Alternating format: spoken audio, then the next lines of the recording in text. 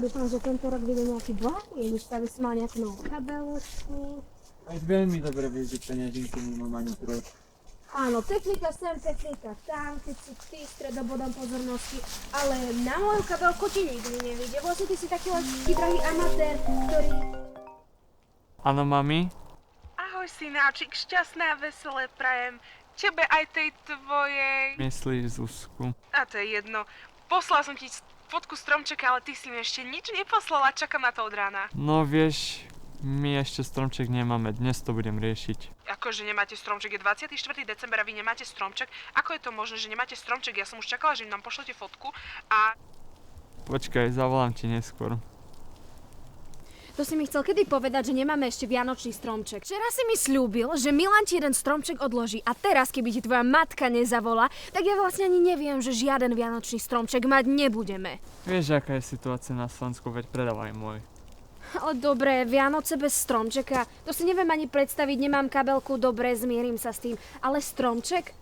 Veď pozri, dnes pôjdem do lesa a zoberiem ten najkrajší stromček. Ty pôjdeš do lesa? Ty vieš, čo sa stalo tomu susedovi od vedľa? Veď to len rozprávka.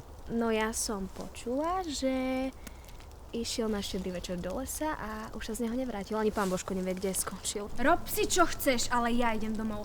Ty sa ani neskúšaj vrátiť bez toho stromčeka, pretože sa staneš ty tým stromčekom.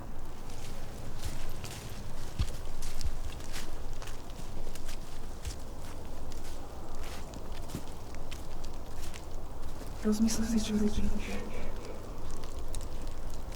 Ešte máš nádej.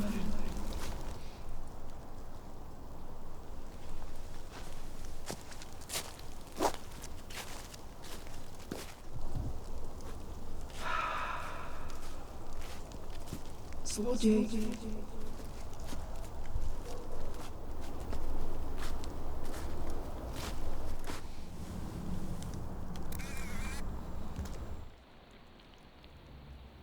Ferko, juhu.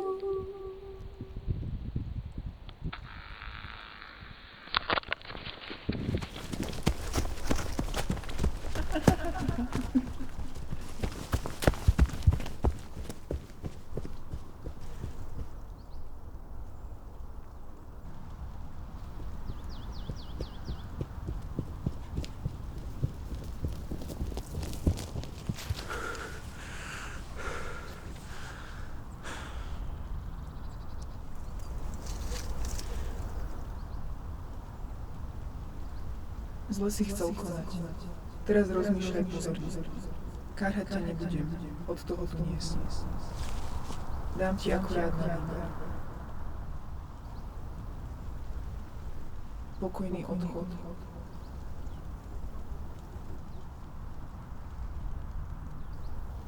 Alebo dostaneš to, čo chceš aj s prekvapením.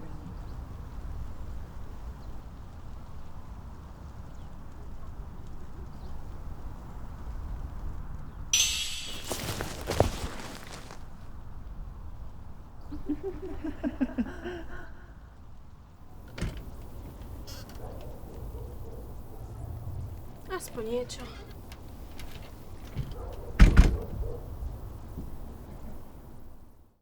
Tak toto je fakt najkrajší stromček. Za dobrotu na žebrotu.